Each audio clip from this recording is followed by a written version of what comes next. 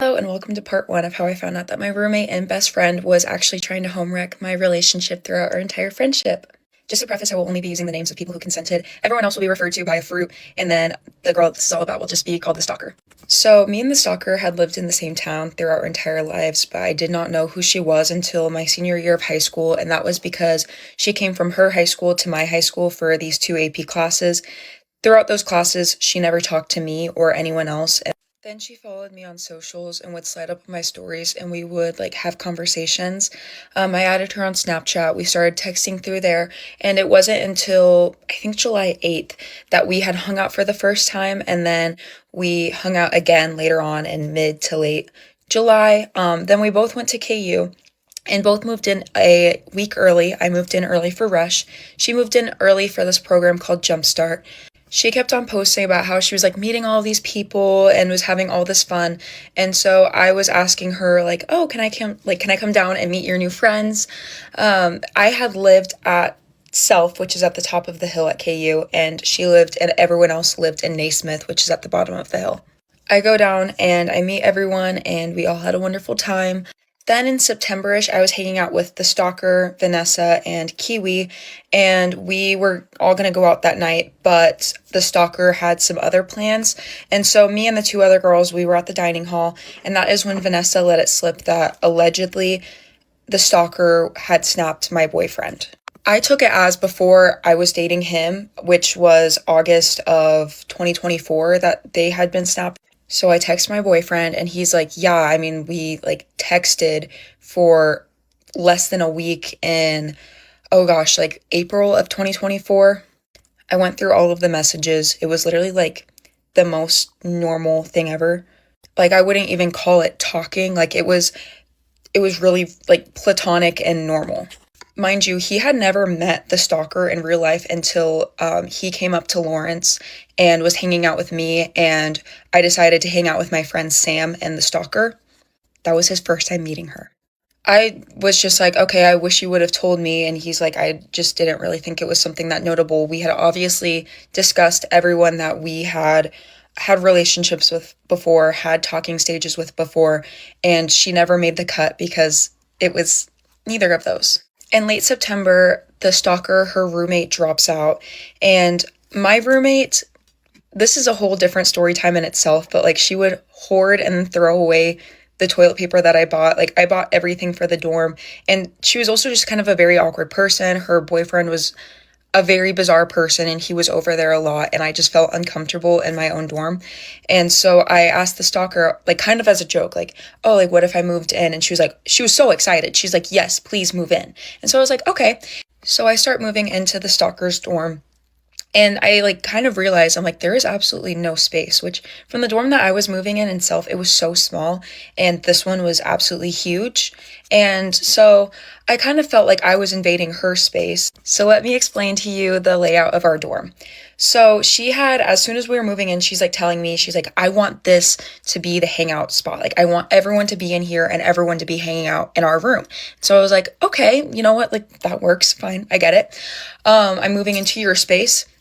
And despite me paying for it, so she had decided that, so there's two closets, right? Two huge closets.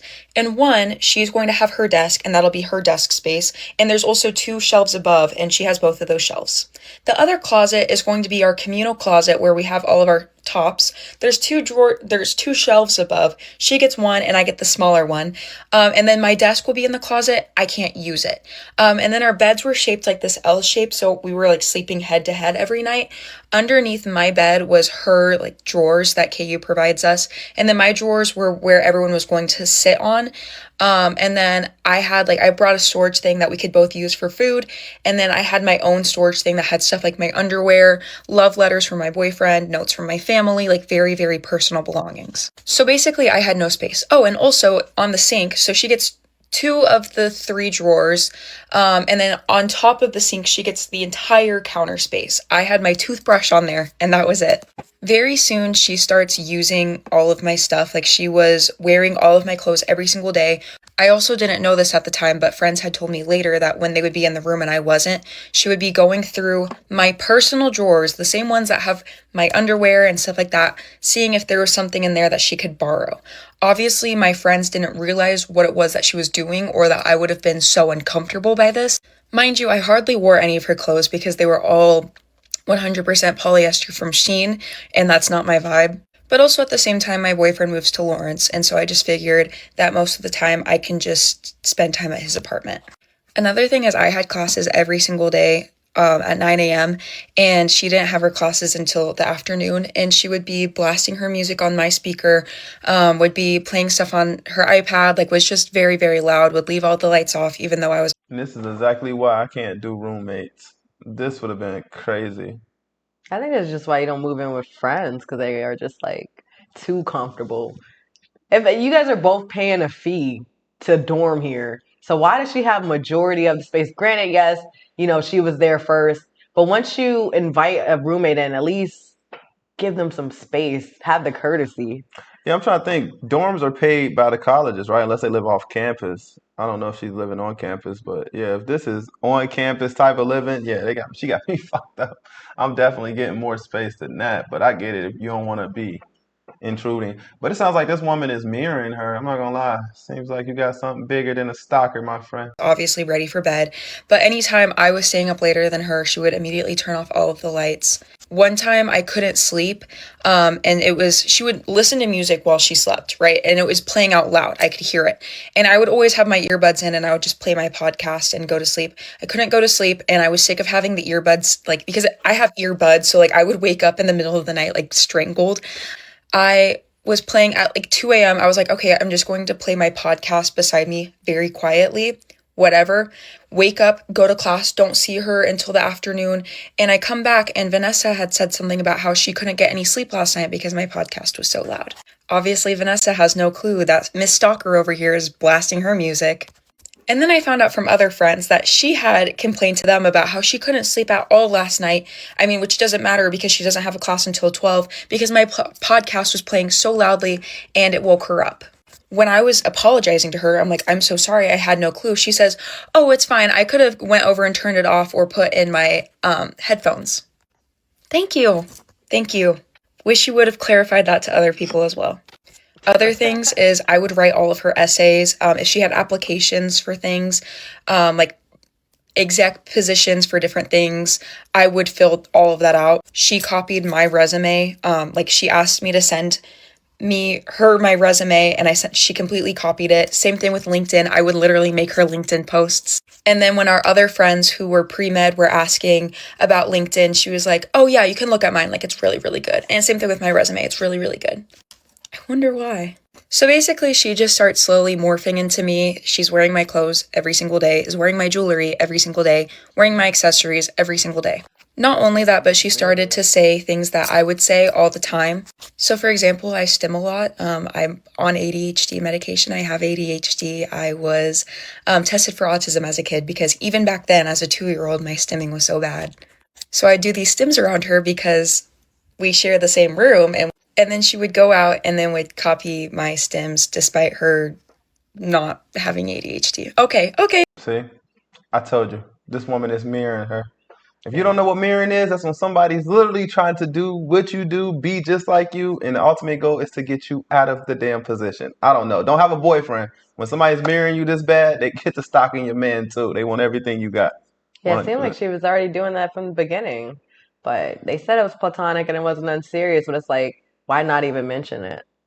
Yeah. It just seems odd. Yeah. I mean, it could have been platonic or whatever the case may be. I just think maybe something happened outside of that text thread. You can't just go off a text thread. Sometimes you got to go off of, you know what I mean? But if you already deemed this woman as crazy, then whatever she tell you, she ain't going to believe anyways.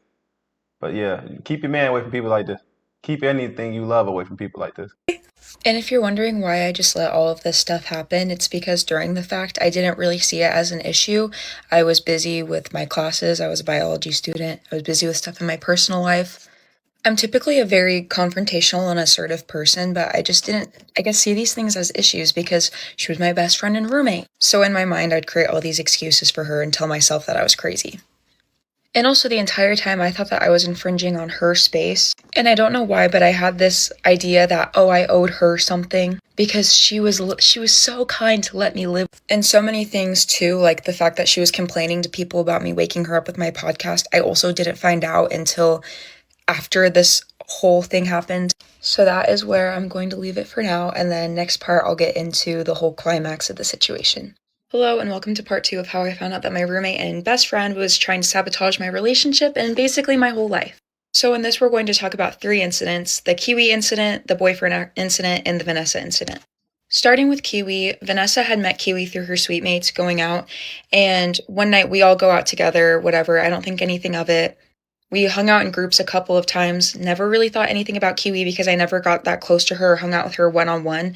Well, one day the stalker tells me about how, oh my gosh, last night Kiwi said that no guys like her, absolutely no guys like her, which is why she's always drunk, and that she, even if she goes outside walking in the dark by herself completely drunk, guys still won't her.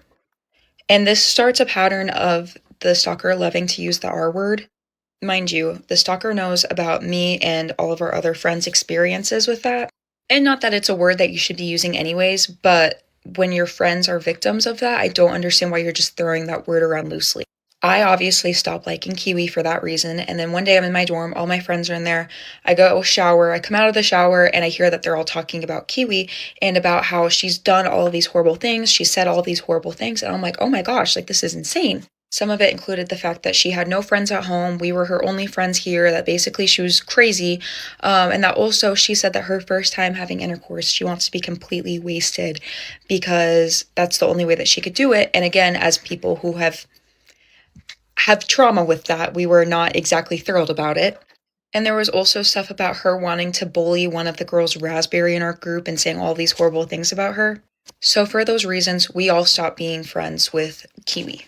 Except for the stalker, who every single day at DeBruce, when I would go there after class, I would see her sitting with Kiwi, and I would sit with them too, but I would never talk to Kiwi because I had no reason to, because I thought she was a horrible person. So all of us stopped hanging out with her for a solid month. Now let's get into the boyfriend situation. So throughout all this time, my boyfriend had, he moved to an apartment in Lawrence, and I would stay with him most of the time because my dorm, I had no space to exist and I couldn't go to sleep. And so I'd spend most of my time with him.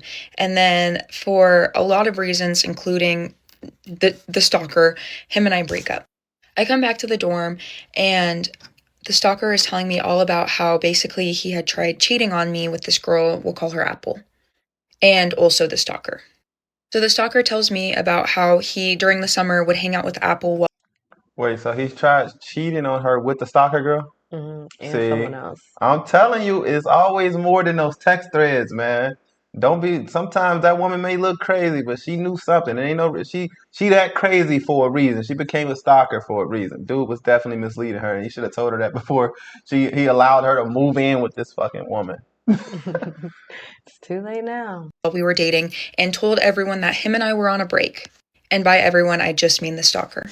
And that while he would hang out with Apple, he would talk about how he thought that the stalker was so beautiful. So for that, he saw a playlist picture of them, like a playlist cover, and it was a picture of Apple and the stalker, and he had said that the stalker looked so beautiful. She had gotten a tattoo, which that doesn't make sense in the timeline because she gets a tattoo in July, and she says all of this happens in May/June, so I don't get that. I didn't clock it at the time, unfortunately. And that he would always be talking about her tattoo and that it was so pretty, and he would like ask her questions like, oh, did it hurt, and all this stuff. And that Apple and the stalker would snap him pictures of them together, and then he would like save it in chat and say that she's so pretty or something. Anytime you ask her about the story, it changes, like what he says, how it happens, all that stuff, it always changes. So that's basically the gist of it. Well, I had just broken up with my boyfriend for completely different reasons, but obviously this makes me absolutely heartbroken.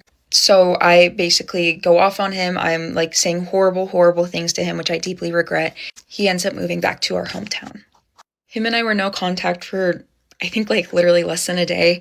And then I break it because when you talk to someone all day, every day, if you just suddenly have them outside of your life, it's shocking. And also, mind you, while all this is happening, I'm in bed, like completely distraught, and the stalker had told me this, and then she just starts like basically doing her homework. And Vanessa was also there. Vanessa has no clue what to say because she's just been randomly brought into this awkward situation. And thinking that my roommate was my best friend, that she would do something, and she just ends up going and doing her accounting homework, which that's the first time I've ever seen her do homework. The entire time while she's doing that, she's like looking back at me oddly, like keeping an eye on me. I'm not looking at her. I'm on my phone texting my boyfriend. And then when him and I were back in contact and we were texting, she would see it and she'd be like, "Oh my gosh, like why are you still talking to him? Do you know that he removed me from his spam? He removed me from spam," and would always talk about that.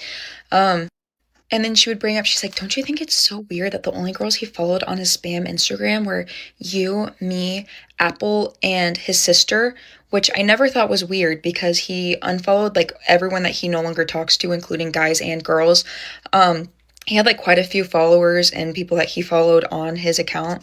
I don't feel insecure whenever my boyfriend talks to a girl or anything of that nature, or is associated with a girl in any way, follows a girl. And that I've always been like that since the beginning of our relationship. I never wanted him to unfollow any girls just because if you have to do that, like if you have to do that in the first place, there's something wrong with your relationship. I've had guy friends. During our relationship, I've had a guy friend and I've hung out with him one-on-one.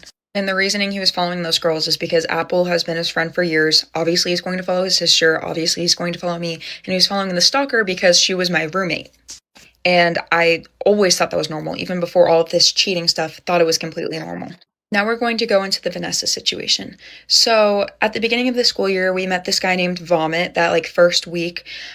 Long story short, he puts Vanessa in the hospital with a kidney infection. She has to withdraw from classes. There's a whole lot of like, she loses her suite mates, like all of these friends, because all of these girls take the side of a man, which is really bizarre. But she's, well, you know who doesn't care about that? The stalker, because she's friends with everyone. It doesn't matter if you're horrible and you've done the most heinous things to her best friend. So one time, me, Vanessa, and the stalker were hanging out. We went to get dinner at the dining hall. We come back to our dorm, and she was like kind of in like a mood and was upset. And so she's like, "I'm gonna leave and I'm gonna go study for accounting." And I mean, I didn't care. I had whatever else going on in my mind. And Vanessa was just like, "Okay," and left. Later on, Vanessa goes downstairs into the lobby and sees, "Oh wow, guess what?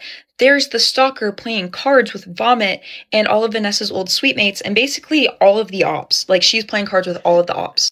Later on, the stalker comes up back to our room and goes, "I think Vanessa's upset at me."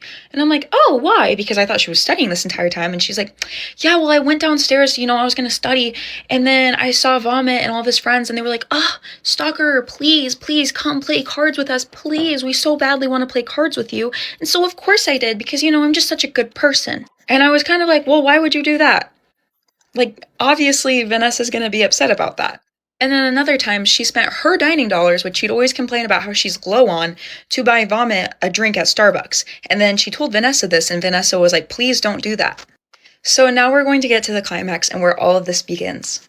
It is the day before stop day, so our last day of classes, and I'm at DeBruce, and I walk into DeBruce, and I see my friends, and I'm like, "Oh my gosh, it's my friends." But then I see this guy, and I'm like, "Oh, who's that?" And I realize as I'm getting closer, it's Vomit. And so I say, "Oh, is that Vomit?" The stalker goes, "Yeah, it is." And I'm kind of just like, okay, odd choice. Obviously, he doesn't talk to us the entire time. And then I realize he has a venti Starbucks drink with the stalker's name on it. And then the stalker starts bragging about how, "Oh yeah, I bought him a drink. I bought him a drink." Let's get to the messed up part. She then texts Vanessa, "Hey, are you awake? Can you please order me food at DeBruce because I have no dining dollars?" And so Vanessa does, because she has no clue that we're with Vomit. Then that night, we're all getting ready to go out to the bars, and I told Vanessa this. I was like, "Hey, yeah, like she was doing this." And so then Vanessa, everything starts piecing together for her, and she's realizing that the stalker is a bad friend. That's where I'm going to leave part 2. In part 3, we'll talk about how all of her lies slowly start to unravel and we confront her. So thank you for watching.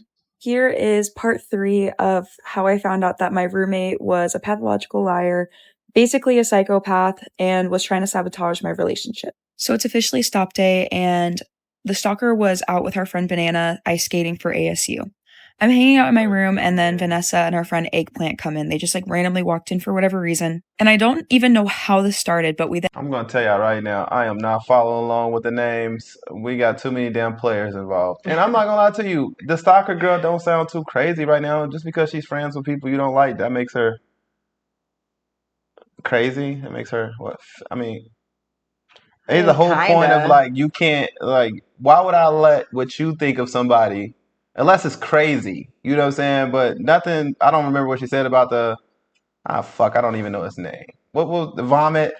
What did she say that was so crazy about him that the stalker girl couldn't be friends with him? Like, I think it's she just probably don't like going. her. Honestly, probably don't like her. The storyteller, she don't like you.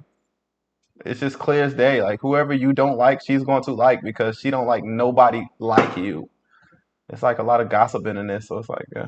I think it's the fact that she's just going out of her way to be friends with the ops. It's like, how you gonna ask the person that doesn't like this guy for some money, knowing you just spent some money on that guy?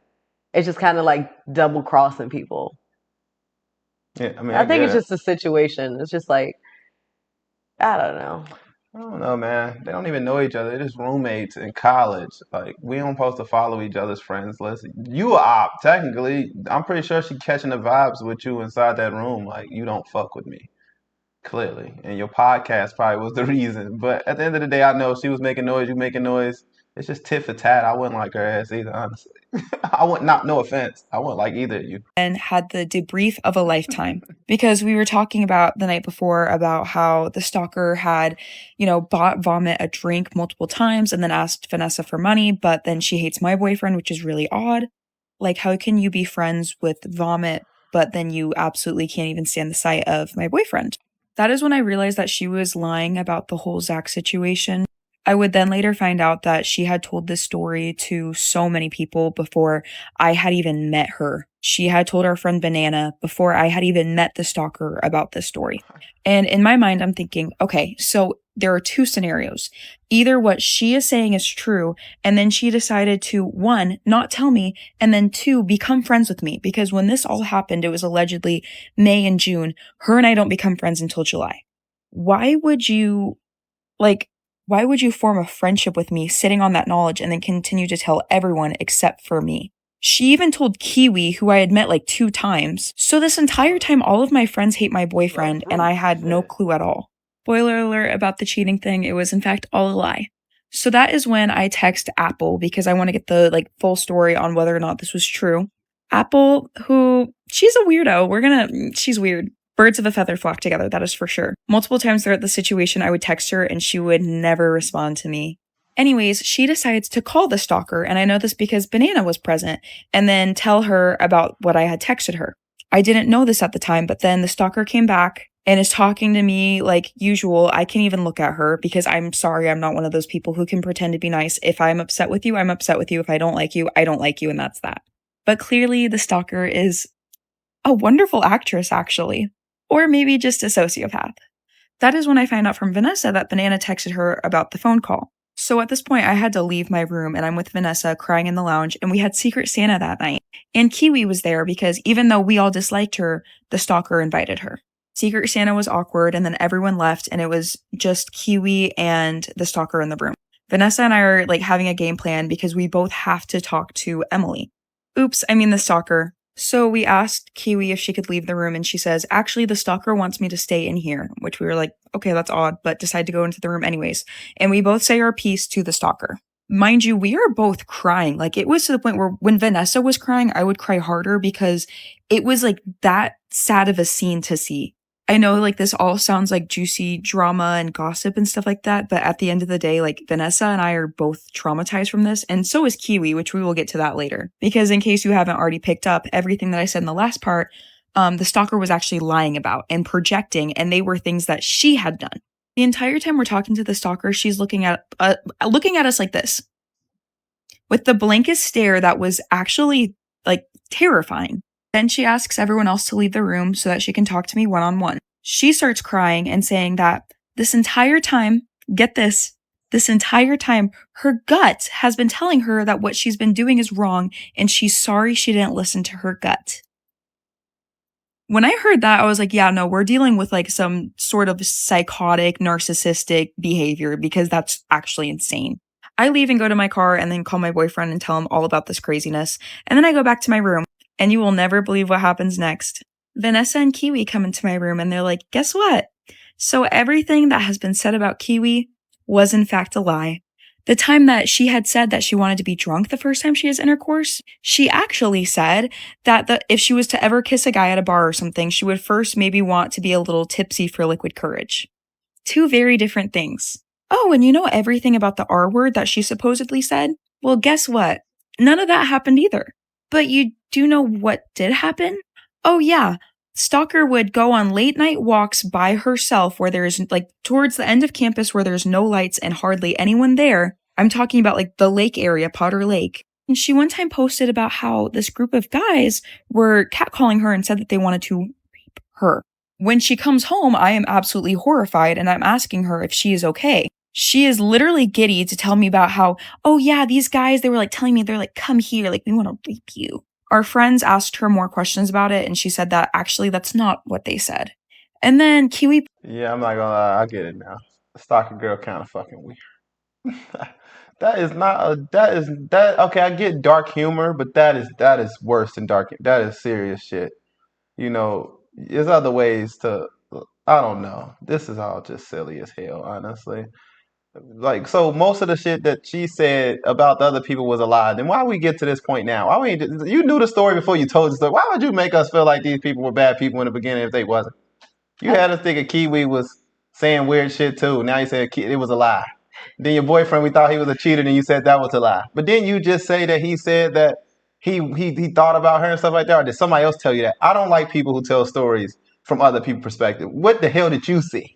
Huh? What did you hear with your own ears? Was you there for anything? Like, damn. It sounds like the stalker just likes to be the center of attention. Like she has gossip on everyone. She knows everybody's deepest, darkest secrets, but just ends up being a lie. Like, only the foolish people believe in it, though. Then it's like, yeah, you never ask these people these questions, so y'all just go around gossiping about each other, nobody even confronting nothing. That's all I'm getting from this. Like, I get it, the stalker is a problem, but we're unrevealing like a lot of bullshit in this too, though. You know, a lot of y'all need to grow up. A lot of them are very gullible. Gullible as freak. Like, come on now. Pointed out something that made a lot of sense. The stalker, every time she would go on a walk, would wear her headphones. And from the stalker story, she couldn't see the guys, she just heard them yelling at her, but she's wearing noise cancellation headphones. I also don't know who just throws around that word like that. And so then we continue to have another debrief of a lifetime, and Vanessa and we stayed up until 5 a.m. And we also move everything around our room because, oh yeah, she was also using my desk hutch for her desk. We move everything so that I have my own side of the room, which was completely clean and nice, and then her side of the room was absolutely disgusting because she hoards stuff. She was out all night partying. Oh yeah, wearing my jewelry because even though she was so sad to lose us as friends, she wasn't that sad. Because even though she was so hurt to lose her best friends, she was just fine to go out and party and do her party trick of always doing the splits and making people record it, even though none of us find it funny. That next day, she comes back into the room, and I can't even imagine what her face was like because I was sleeping peacefully for the first time in months. And she then asks Vanessa to talk to her one-on-one. In this conversation, so Vanessa's begging her, like, can you please give us any sort of reason? Because when we would talk to her, she wouldn't say anything. That is when the stalker says, well, I wasn't popular in high school, so I really appreciate the attention. Babe, neither was I. Guess what? I didn't do any of this. Most people weren't actually, and they didn't do anything close to that. Well then, Kiwi asks to have a chat one-on-one with the stalker in the Naismith Lounge. Like that, floor 3 Naismith Lounge saw a lot that day. One of the things that the stalker had said about Kiwi was about how she would always lie about stuff. And so Kiwi is confronting the stalker, and the stalker's like, I never said any of that. And so Kiwi calls Vanessa into the room. And so we both go into the room and we're like, yeah, you in fact did say that about Kiwi. So then I continue to confront her again, this time with a lot. After that, my boyfriend came and picked me up and we had a wonderful date. Then I come back to the dorm and I realize that it is unlocked, which is really weird. And then I noticed there are some things missing from the room. And that is when I find out that the stalker was moving out. Yay, let's go! And so I'm sitting in my room and then jump scare, she comes in. And you want to know what she says to me? She says, I'm moving. And I say, okay, do you need any help? Mind you, that was all I asked. And she goes, no, I'm moving to the 5th floor because this girl really, really, really, really, really wants to room with me. And so she's also friends with my friends. So I just thought it would work, be for the better. I didn't need to know any of that. Also, I don't think I was kind of like, what friends? Like, What friends?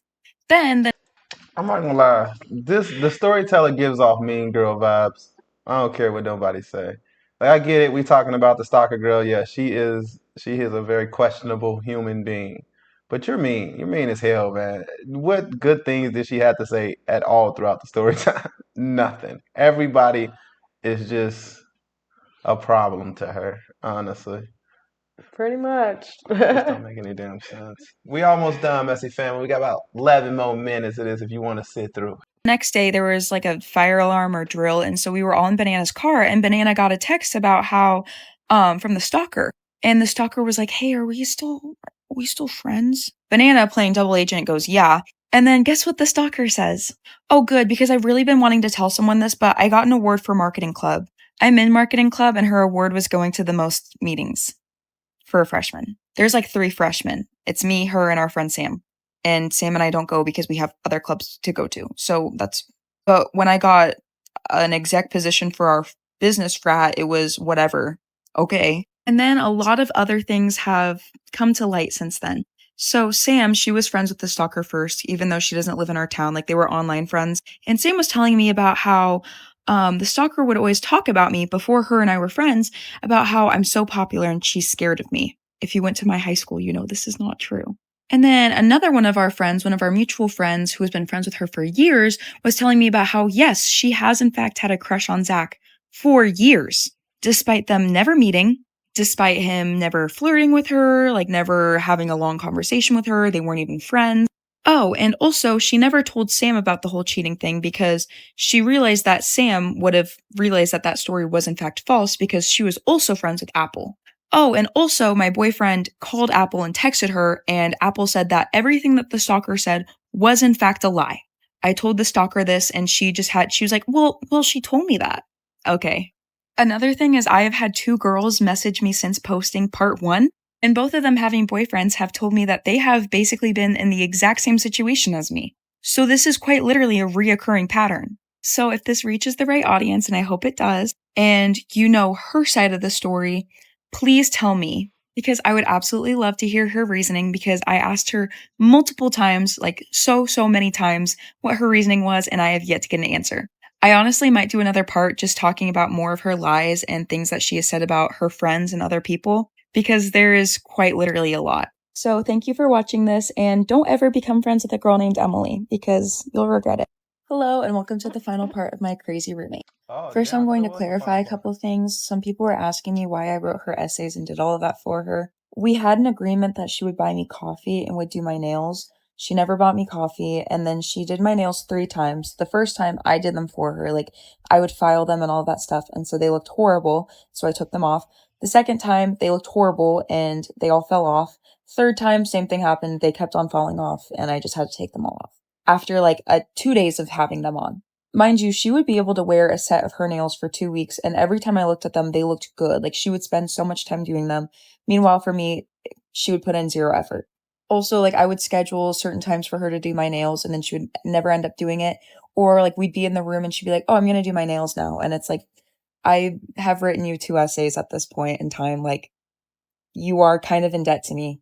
Also, the first essay I wrote her got a 100%. I don't know the rest because her professor grades very late.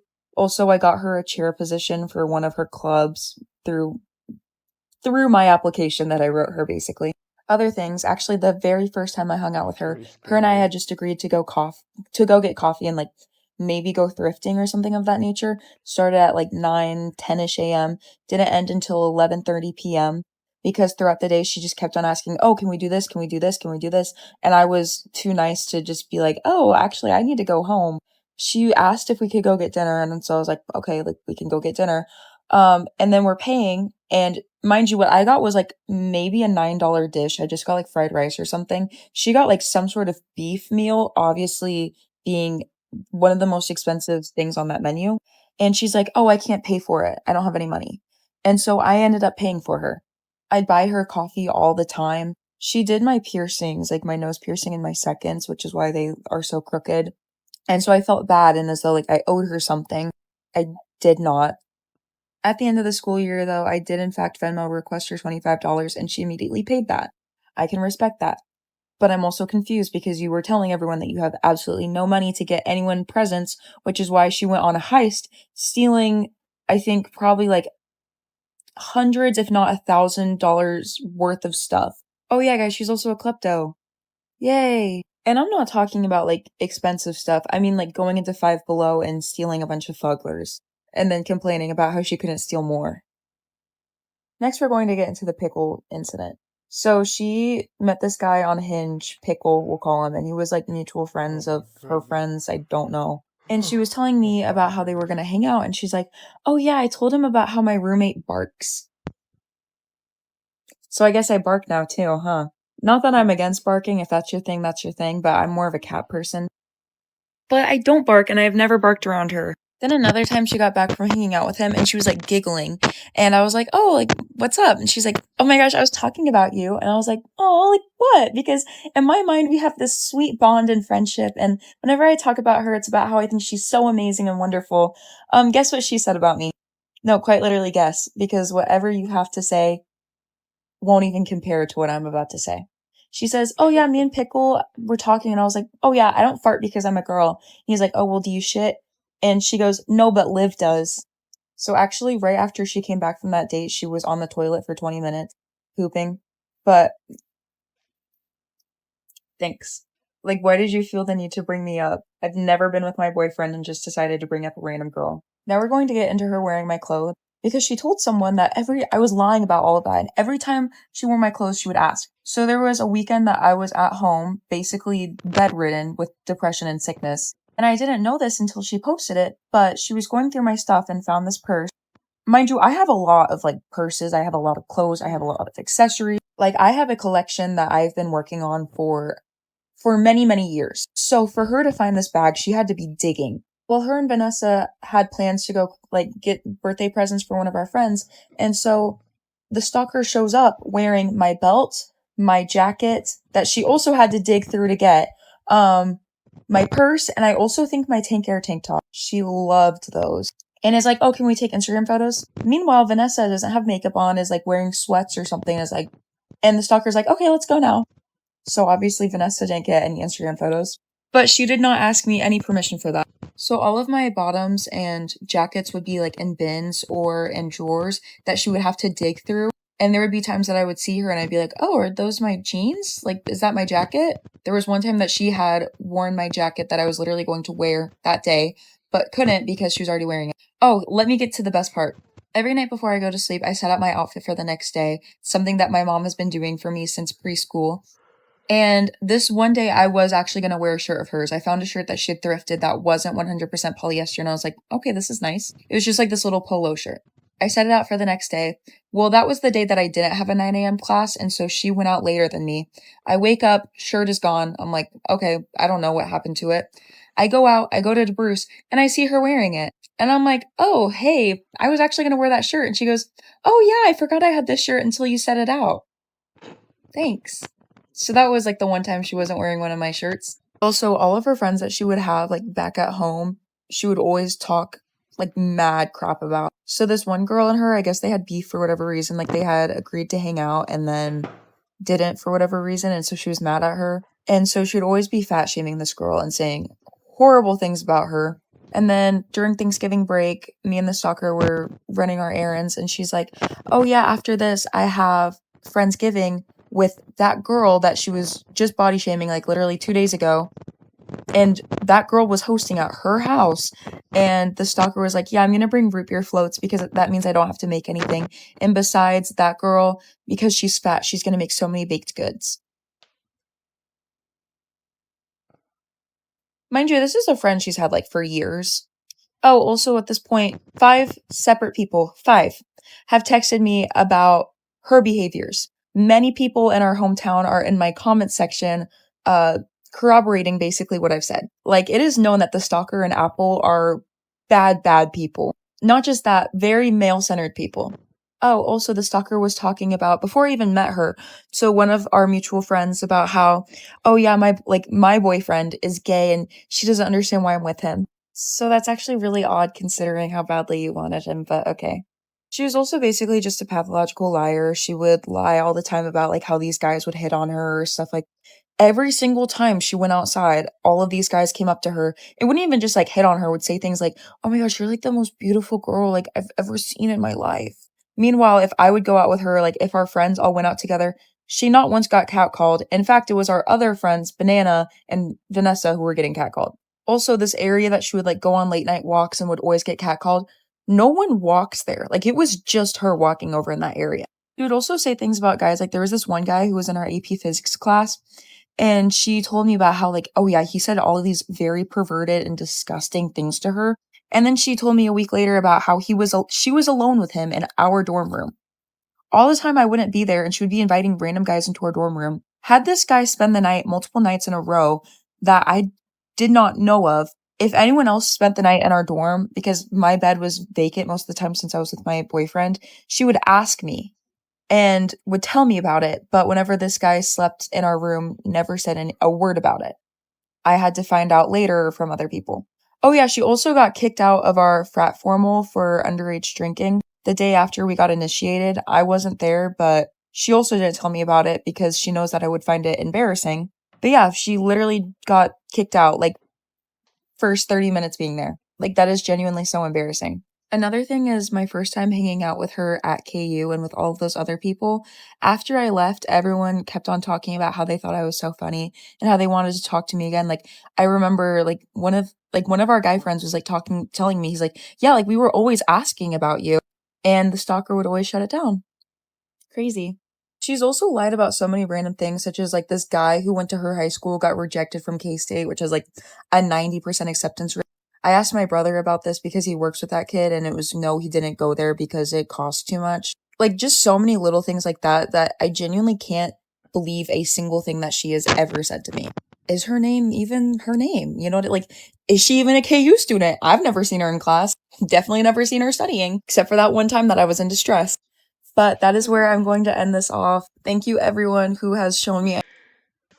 I think the thing we can learn from this is if your friend is talking about her friends, most likely she's talking about you too.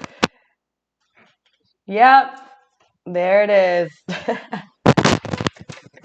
Listen, y'all, some of these story times are just, I don't know. Honestly, some of the story times, there's been a lot of story times I personally wasn't interested in that went pretty good on the channel. So I just try to stick them through. I know y'all be like, "Oh, Curtis, why did you post it if you're not into it?" Because it's not just me. I'm not the only decider when it comes to making these content videos. I'm not just gonna be like, "No, no, no, that's not the one." And then when I get to picking them, y'all be like, "Oh, it's too much trauma." But them the ones personally that I like doing. I like doing those type of story times. These ones, a fly on the wall, just stay away from people like this, and yeah, be better people. I know. Stop gossiping, and then stop gossiping on your friends that gossip, because it makes you look like a gossiper too. So it's not a good look for anybody. Yes, the stalker girl's weird. Y'all knew she was weird from the jump. You still trying to wear her clothes. You still trying to be her friend, but then when it all ends, we get story times. I just don't understand it, but maybe some of y'all can. Maybe somebody in the comment section can relate to this storyteller and maybe bring light to a more juicier story. I don't know. It's like a little bit of he say, she say. I like stories where it's like, this is what they did. Boom. Oh, yeah. I like the proof behind it, but everything is just he say, she say. So I'm just gonna take it as a good storyteller, a good story time, and that's it. But what do you guys think? We got a few more story times about to record, so we're gonna be dropping some few. I know we've been out for a while. Hope you guys had a great holiday. But yeah, let's get these story times together. Peace out, y'all.